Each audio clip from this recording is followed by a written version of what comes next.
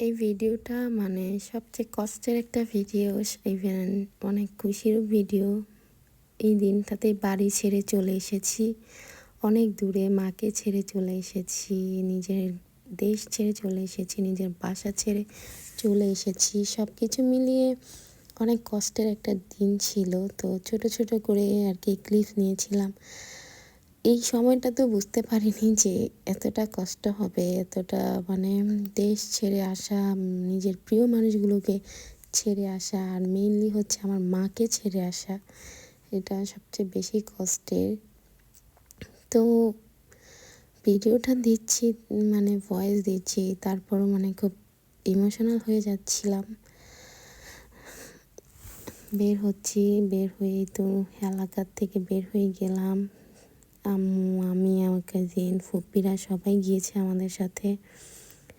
Miss করেছি আব্বুকে। আব্বু যদি এই সময়টায় থাকতো অনেক ভালো হতো। ইভেন আমার বড় আপু যেহেতু বাইরে থাকে, ও নাই। আমার মা পুরোই একা হয়ে গিয়েছে আমরা দুই ভাই বোন চলে আসার পর। আর আমার মার তুলনা হয় না, আমার মা হচ্ছে বেস্ট একটা মা। তারপরে তো ছোট চাচ্ছি, দেন আমার কাজিনদেরকে পিক করলাম, দেন ওদেরকে নিয়ে এয়ারপোর্টের উদ্দেশ্যে রওনা হলাম।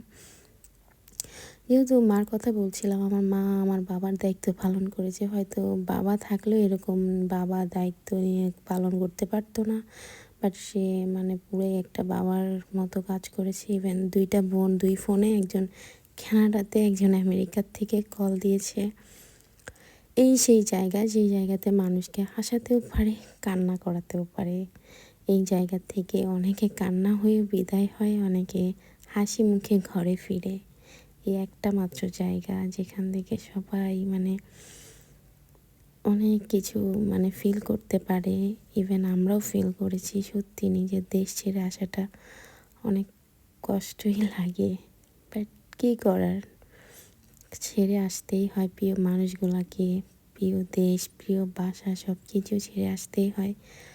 তো এই দিনটা একটা স্মরণীয় দিন আমার লাইফের।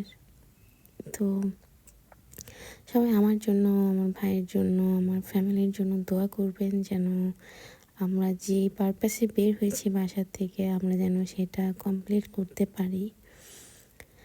তো সব মিলিয়ে আর কি মানে অনেক খারাপ লাগতেছিল। আম্মুকে ছেড়ে আসতেছিলাম। আমার এত বছর বয়সে আমি আমার আম্মুকে ছেড়ে কখনো এক রাত থাকিনি, বাট এখন আমি মাকে ছেড়েই আমি কত দূরে চলে যাচ্ছি। সেখানে গেলে মানে অনলি একটা মোবাইল ফোনের স্ক্রিনে আমি মাকে দেখতে পাবো। খুব খারাপ লাগছিল আমার মার জন্য। আমার মাকে আল্লাহ যেন অনেক বেশি ভালো রাখে। সব সময় আমার মন থেকে দোয়া, মা তোমার জন্য, তোমার মতো মা যেন সবার হয়। তোমার মতো মা পেয়ে সত্যিই আমরা অনেক লাকি যে তুমি আমাদের বাবার মতো কাজ করেছো। অনেকে এটা পারেও না মা।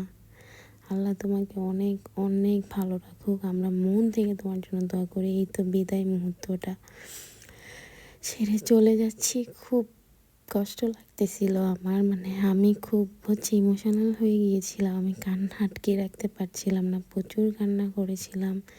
এই যে আমার কাজিনরা সবাই ইমরানের সাথে বিদায় নিচ্ছে, সবার সাথে বিদায় টিদায় নিয়ে আমরা ভিতরের দিকে চলে গিয়েছিলাম।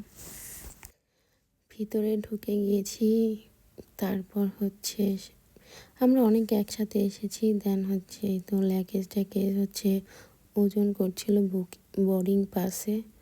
দেন বোর্ডিং কমপ্লিট করে ভিতরে ঢুকে গেলাম। ভিতরে ঢোকার পর এতটা লেট হয়েছিল আমাদের যে একটু আমরা বিমানের বাইরের থেকেও ছবি নিতে পারিনি। দেন বিমানে বসে বসে ভিডিও নিয়েছি একটু একটু করে।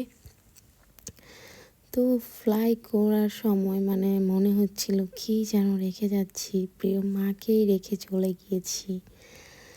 তো সবাই আমাদের জন্য দোয়া করবেন। ফ্লাই করে দিয়েছিল বিমানটা। দেন খুব টায়ার্ড ছিলাম, বিমানের মধ্যে ঘুমিয়ে গিয়েছিলাম। তারপরে বিমানের খাবারগুলো দিয়েছিল, বিমানের খাবার তো একদমই মজার ছিল না।